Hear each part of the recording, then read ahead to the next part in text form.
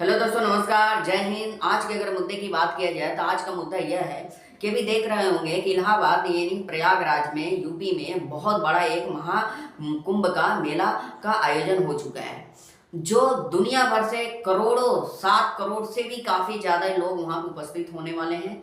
आज हम लोग इस डिबेट में देखेंगे कि किस तरह से विपक्ष के पार्टी के लोग जो यानी इंडिया अलायंस के पार्टी के लोग किस तरह से भड़के हुए हैं और इस चीज़ को देखकर उनके अंदर में गुदगुदी सी स्थिति पैदा हो चुकी है और जिसके वजह से बहुत सारे सवाल कर रहे हैं। तो उसी में से एक है जिसका नाम है विवेक श्रीवास्तव, जो सीपीएम पार्टी का प्रवक्ता है। उसके द्वारा एक सवाल किया जा रहा है कि उस महाकुंभ में सभी को जाने के लिए निमंत्रण की आवश्यकता क्यों है। सच बात है, किसी को निमंत्रण की आवश्यकता नहीं है। और साथ में ये भी सवाल कर रहे हैं कि उस समय यानी इसके पहले जब महाकुंभ की मेला लगी थी यानी 2001 में, तो उस समय इसका जो कार्यभार यानी दायित्व जो दिया गया था वो आजम खान को दिया गया था। यानी उस समय समाजवादी पार्टी की सरकार थी। तो उस समय थी तो कितने अच्छे से सरकार चला रही थी, किस तरह से महाकुंभ के आयोजन को सफल रूप से चलाया। आज ऐसा बात विवेक श्रीवास्तव जी की तरफ से आता है। इस पे देखेंगे कि हम लोग किस तरह से सुधांशु त्रिवेदी जी इसके विवेक श्रीवास्तव को बातों को कितनी सच है और कितनी गलतियां हैं, इस बातों को किस तरह से खोल के रखते हैं, हम लोग इस डिबेट में देखने वाले हैं। कंटिन्यू रहिएगा, जुड़े रहिएगा और नए होंगे तो प्लीज़ इस चैनल को सब्सक्राइब कर लीजिएगा और बेल घंटी बजाना मत भूलिएगा अगर इस तरह का वीडियो देखना चाहते हैं तो। चलिए कंटिन्यू बनते हैं। महाकुंभ है, अगर ये आस्था का विषय है और लोगों का आना वहां लगभग तय है।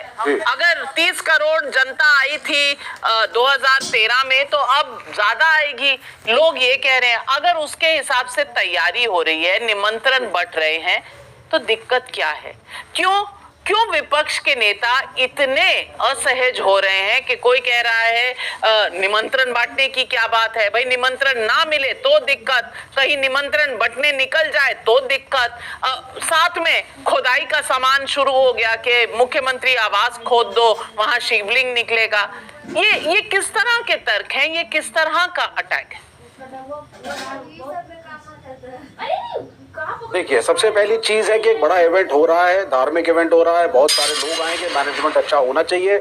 अगर स्टेट गवर्नमेंट प्रयास कर रही है, सेंट्रल गवर्नमेंट उसमें मदद कर रही है तो बहुत अच्छी बात है। कोई इसके खिलाफ नहीं, कोई भी अपोजिशन पार्टी, कोई भी इंडिया अलायंस का घटक दल ये नहीं चाहता है कि व्यवस्था खराब हो। हाँ, क्वेश्चन जरूर करेंगे कि साहब ये कमी है, ये कमी होना भी चाहिए। आजम खान जी को जब इसकी कमान दी गई थी पिछली बार, तो ये एक बहुत अच्छा एग्जाम्पल था भारत देश के सेकुलर इथॉस को, जिसने दिखाया कि यहाँ पे धर्म विशेष होना जरूरी नहीं है और काफी अच्छा आयोजन किया था। कमियां बेशक आप जितनी मर्जी गिनाइए, उस वक्त जहां तक हम लोगों को याद कर रहा है, लोगों ने तारीफी करी थी इंटरनेशनल। आप गए थे? बड़ी संख्या में लोग आए। आप गए थे? हाँ, अब मैं आगे नहीं, मैं नहीं गया था, लेकिन तो आपको कैसे पता कमियां नहीं थी? जाना जरूरी थोड़ी ना होता है। तो आपको कैसे पता कमियां नहीं थी? नहीं, अब देखिए, कमियां गिनाने को तो आपको कैसे पता कि वो अच्छा नहीं हुआ था? आप गई थी? या आज समाजवादी पार्टी ऑपोजिशन में बीजेपी की सत्ता है तो उसी के फेवर में सब बोला जाएगा? ये बहुत बड़ा एग्जाम्पल था कि आजम खान एक मुसलमान होने के बावजूद भी मेहनत करके एक अच्छी व्यवस्था की कोशिश कर रहे थे। देश के सेकुलर इथॉस को दुनिया ने देखा। आज की तरह नहीं कि कहने साहब माता प्रसाद पांडे को क्यों नहीं बनाया गया, हिंदू धर्म वाले को क्यों नहीं इंचार्ज बनाया गया। और ये हमारे कॉन्स्टिट्यूशन में लिखा हुआ है, सरकार का रोल धर्म के प्रोपोगेशन में नहीं होना चाहिए। This is what the constitution of India states. आप उसकी मैनेजमेंट करिए, आप उसमें सेफ्टी देखिए, आप उसमें हेल्थ केयर देखिए। पुराने जमाने में हैजा फैलता था, वो ना फैले, ये सरकार का काम है। सरकार का काम रिलीजन की बैटिंग करना नहीं है वोट के लिए। सुधांशु त्रिवेदी जी, आजम खान अगर निगरानी कर रहे थे हर चीज की, तो फिर ये सेक्युलर इंडिया है? बिल्कुल, बहुत गजब का तर्क देते हैं। ये वही शख्स है ना, ये वही लोग हैं ना जो कहते थे वक्फ बोर्ड को यदि सरकार मैनेज करेगी तो एक गैर मुस्लिम वक्फ बोर्ड की संपत्ति को कैसे मैनेज कर सकता? आप पूछिए विवेक श्रीवास्तव से। अब सेकुलरिज्म का मीनिंग बदल जाएगा। यहां शुद्ध धार्मिक आयोजन। मैं पूछना चाहता हूं विवेक श्रीवास्तव जी, आपकी सरकार है केरल में, आप किसी मस्जिद के या मुस्लिम धार्मिक स्थल में हैसियत हो तो किसी हिंदू मंत्री को उसका अध्यक्ष बना के दिखा दीजिए। हाँ, यहाँ सिर्फ यही नहीं हुआ, फरहाद हाकिम को देवस्थानम बोर्ड का चेयरमैन ममता बनर्जी जी ने भी बनाया है। इसलिए आप लोगों की जो सेक्युलरिज्म की विचित्र व्याख्या है, और देखिए कितनी बड़ी बात, ये कह रहे हैं अच्छा हुआ जब नाविका जी आपने कैग की रिपोर्ट बताई। सीएजी की रिपोर्ट मनमोहन सिंह सरकार के समय की है। हर्षवर्धन जी ने बताया, मुझे भी ध्यान था कि प्रयागराज रेलवे स्टेशन पे भगदड़ हुई थी, बहुत से लोग मारे गए थे। उसके बावजूद बेशर्मी की इंतहा है कि इन्होंने कहा कि साहब उनको बनाया। मैं बताना चाहता हूँ 2001 में कुंभ हुआ था, हमने आयोजन समिति का अध्यक्ष किसको बनाया? लालजी टंडन जी को। 89 का मुझे याद नहीं है, उस समय एनडी तिवारी की सरकार थी, हम लोग बहुत बच्चे थे। मैं आपसे सिर्फ ये कहना चाह रहा हूं साहब, आपको तो वैसे ही डिबेट पे आना अवॉइड करना चाहिए क्योंकि आप लोग तो धर्म को मानते नहीं है, कोई बात नहीं, मगर मैं तो सिर्फ व्यवस्था की दृष्टि से बात कह रहा हूं। दुनिया का सबसे बड़ा आयोजन, दुनिया के सबसे बड़े आयोजन के अलावा भारत की लेजिटिमेट डिराइविंग फोर्स का प्रतीक। आप सोचिए, आप कहते थे धर्म एक अफीम है, धर्म से रोकना चाहिए। वो तो आज भी कह रहे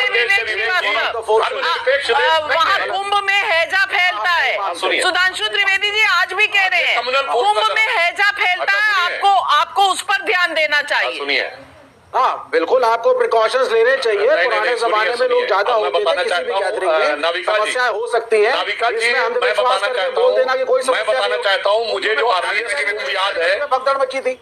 नहीं नाविका सर, अपने टर्न पे बोलिए, सबको पता है जी। अभी मैं बताना चाहता हूँ, ये सेकुलर स्टेट का मैं एग्जाम्पल बताना चाहता हूँ। हाँ, अब सुनिए, मुझे नाविका जी जो अर्लीस्ट कुंभ याद है वो 1989 का बहुत अच्छी तरीके से याद है। 1989 में मुझे याद है यूपी रोडवेज की बसों पे मेला टैक्स लगता था, समझना चाहिए। इलाहाबाद का किराया बढ़ जाता था ट्रेन, और उसका कहा जाता था मेला टैक्स है। और उसी समय मेरे मन में बात आता था, गजब है साहब, कुंभ मेला पर तो टैक्स है और हज पे सब्सिडी है।